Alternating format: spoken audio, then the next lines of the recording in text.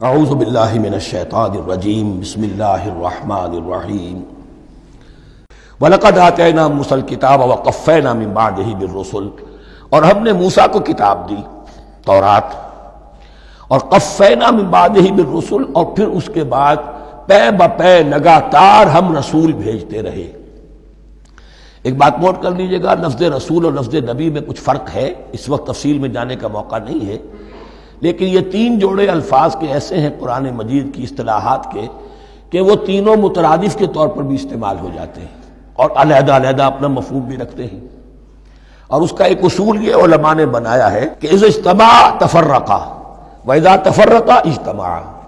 ایک ہے ایمان اور اسلام، اب یہ بھی مسلم مومن ایک ہی شے ہے، لیکن یہ کہ ایک شے تو نہیں ہے، کچھ فرق بھی ہے۔ کہیں جہاں ان دونوں الفاظ کو لایا جائے گا بالمقابل تو فرق نظر آ جائے گا، لیکن عام طور پر مسلم کی جگہ مومن، مومن کی جگہ مسلم استعمال ہو جائے گا۔ call the rose by any name it will smell as sweet۔ اس طرح جہاد اور قتال کا معاملہ ہے، دو الفاظ ہیں، مختلف ہیں، مفہوم جدا بھی ہے لیکن ایک دوسرے کی جگہ آ بھی جائیں گے۔ تیسرے نبی اور رسول، فرق ہے، ہر نبی رسول نہیں ہوتا، ہر رسول نبی ہے، یعنی نبی عام ہے، رسول خاص ہے۔ نبی کو جب کسی خاص قوم کی طرف معین طور پر بھیج دیا جاتا ہے تب وہ رسول ہو جاتا ہے۔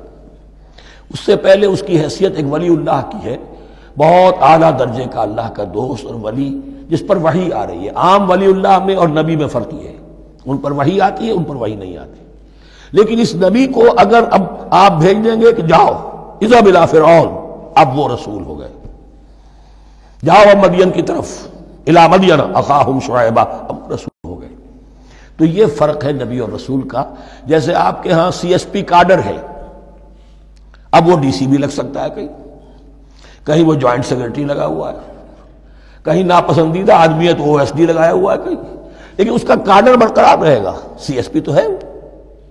اسی اعتبار سے ہر نبی ہر حال میں نبی ہے، لیکن اس کو اضافی کیفیت ملتی ہے رسول کی۔ اور ایک بات یہ نوٹ کر لیجئے، نبیوں کو قتل بھی کیا گیا ہے، رسول قتل نہیں ہو سکتے۔ اللہ کا فیصلہ یہ ہے کہ لاغلبن انا ورسلی، میں اور میرے رسول تو غالب آ کر رہیں گے۔ جب بھی کسی قوم نے کسی رسول کی جان لینے کی کوشش کی ہے، اس قوم کو برباد کر دیا گیا اور رسول اور اس کے ساتھیوں کو بچا لیا گیا۔ یہ معاملہ ہوا ہے اللہ کا تمام رسولوں کے ساتھ، نبیوں کے ساتھ نہیں۔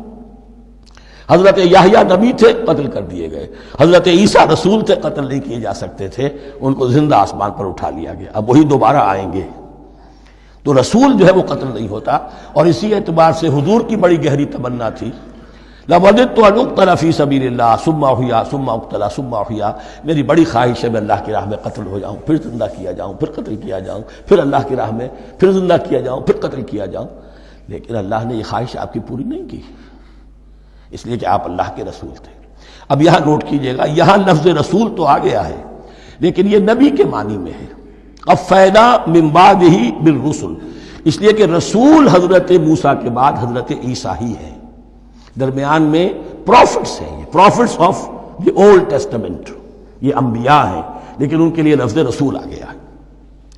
وَآتَيْنَا عِيسَى ابْنَ مَرْيَمَ الْبَيِّنَاتِ وَأَيَّدْنَاهُ بِرُوحِ الْقُدُسِ، اور ہم نے عیسیٰ کو بڑی واضح نشانیاں دیں، حصی معجزات جتنے حضرت مسیح کو دیے گئے ہیں ویسے اور کسی نبی کو نہیں دیے گئے۔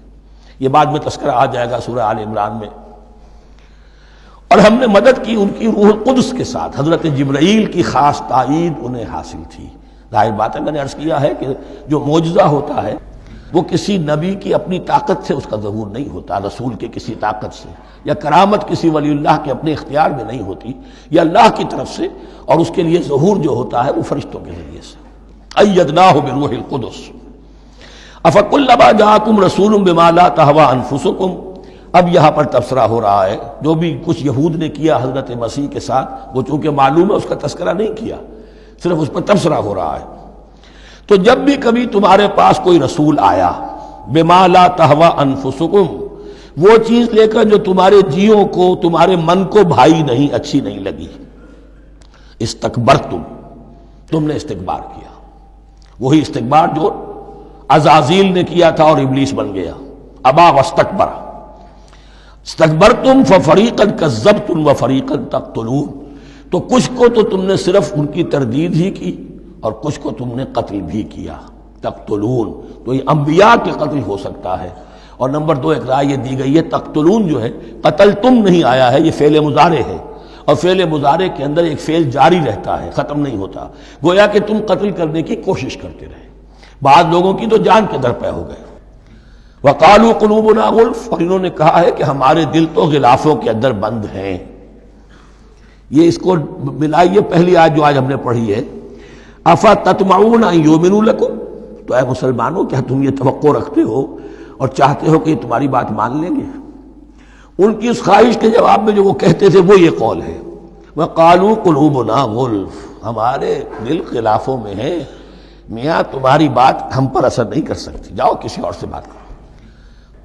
آج بھی آپ کو یہ الفاظ سننے کو مل جائیں گے، قلوبنا غلف، ہمارے دل تو غلافوں میں ہیں، بڑے مضبوط ہیں، مستحکم ہیں، تمہاری بات اس میں گھر کر ہی نہیں سکتی.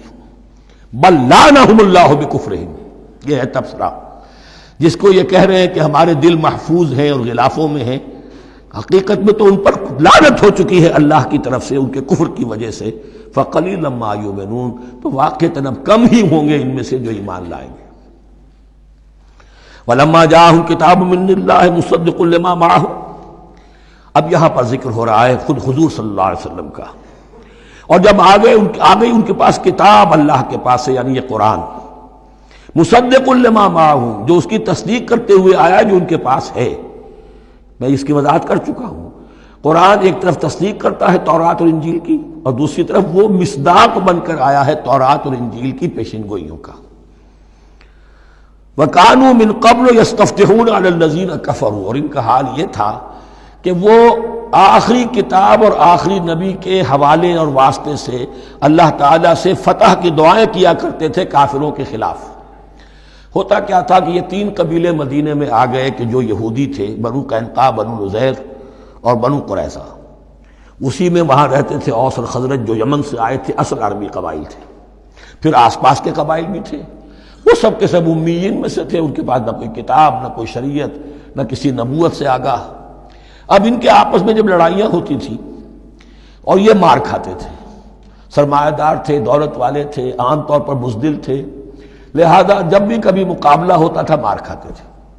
تو وہاں یہ کہا کرتے تھے کہ ابھی تو تم ہمیں مار لیتے ہو، دبا لیتے ہو، نبی آخری زمان کی آنے کا وقت آ چکا ہے، وہ نئی کتاب لے کر آئیں گے، جب وہ آئیں گے ہم ان کے ساتھ ہو کر جب تم سے جنگ کریں گے تو تم ہمیں شکست نہیں دے سکو گے، ہمیں فتح حاصل ہوگی.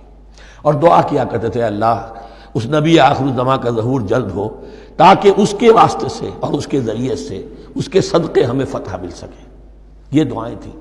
چونکہ خزرج اور اوس کے لوگوں نے ان کی یہ دعائیں سنی ہوئی تھیں. یہی وجہ ہے کہ حج میں سن 11 نبوی کے حج میں یا سن 10 نبوی کے حج میں جب وہاں پر 6 آدمیوں سے حضور نے بات کی جو خزرج کے تھے، سب کے سب انہوں نے کلنکھیوں سے ایک دوسرے کو دیکھا، معلوم ہوتا ہے یہ وہی نبی ہے جن کا ذکر یہ یہودی کرتے ہیں.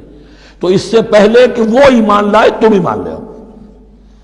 گویا کہ وہ علم بالواسطہ طور پر جو انہیں پہنچا تھا وہ ان کے لیے کتنا بڑا سرمایہ بن گیا، ان کی نجات کا ذریعہ بن گیا. اور وہ علم جو ان کے پاس تھا تعصب کی وجہ سے اور تکبر کی وجہ سے وہ اسی طرح رہ گئے. فَذَهَبَ اللَّهُ بِنُورِهِمْ وَتَرَكَهُمْ فِي ظُلُمَاتٍ لَا يُبْصِرُونَ صُمٌّ بُكْمٌ عُمْيٌ فَهُمْ لَا يَرْجِعُونَ.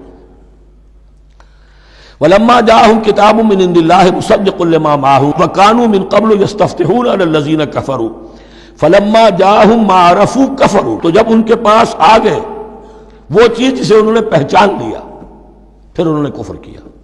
فلعنۃ اللہ علی الکافرین، تو اللہ کی لعنت ہے ایسے کافروں پر. بئس ما اشتروا به انفسهم ان یکفروا بما انزل اللہ بغیا ان ينزل اللہ من فضلہ علی من یشاء من عبادہ.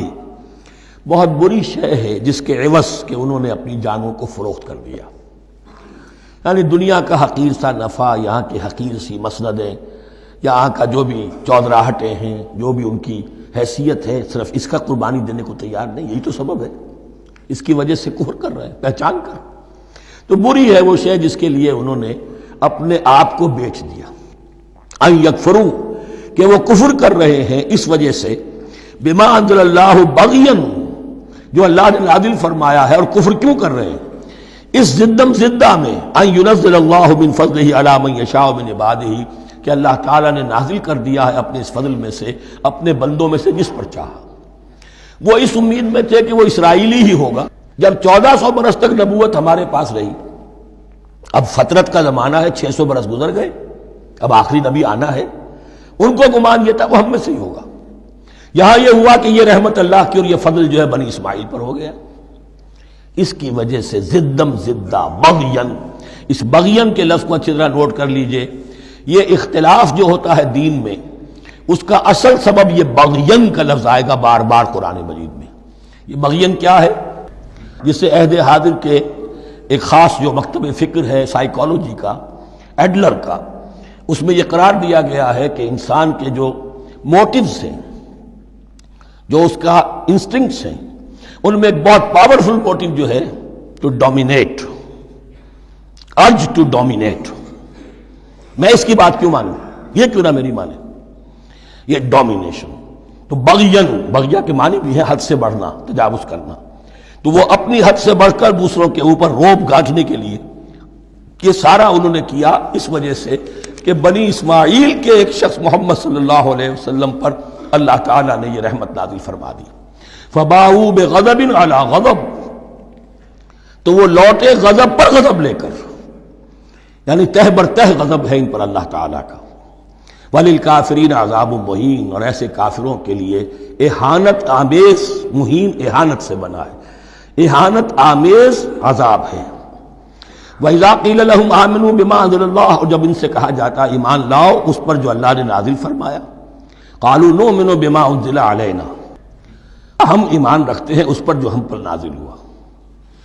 وَيَكْفُرُونَ بِمَا وَرَاهُ، اور وہ کفر کر رہے ہیں جو اس کے پیچھے ہے۔ انہوں نے انجیل کا کفر کیا، حضرت مسیح کو نہیں مانا۔ انہوں نے محمد کا کفر کیا ہے صلی اللہ علیہ وسلم، اور قرآن کو نہیں مانا۔ وَهُوَ الْحَقُّ مُصَدِّقًا لِمَا مَعَهُمْ، اور وہ کفر کر رہے ہیں حالانکہ وہ حق ہے، سچ ہے، درست ہے، اور تصدیق کرتے ہوئے آیا ہے اس کی جو ان کے پاس ہے۔ قل، اے نبی ان سے کہیے، فَلِمَ تَقْتُلُونَ أَنبِيَاءَ اللَّهِ، یہاں وہ لفظ واضح ہو گیا، تو پھر کیوں تم قتل کرتے رہے ہو اللہ کے نبیوں کو، من قبل، اس سے پہلے۔ ایسے ہی حق پرست ہو، ایسے ہی جو کچھ تم پر نازل کیا گیا اس پر ایمان رکھنے والے ہو، تو تم نے نبیوں کو کیوں قتل کیا؟ تم نے زکریا کو کیوں قتل کیا علیہ الصلوۃ والسلام؟ تم نے یحییٰ کو کیوں قتل کیا علیہ الصلوۃ والسلام؟ تمہارے تو ہاتھ جو ہے نبیوں کے خون سے آلودہ ہے۔ فَلِمَ تَقْتُلُونَ أَنبِيَاءَ اللَّهِ مِن قَبْلِ إِن كُنتُم مُّؤْمِنِينَ، اگر واقعتاً تم ایمان والے ہو۔ صدق اللہ العظیم۔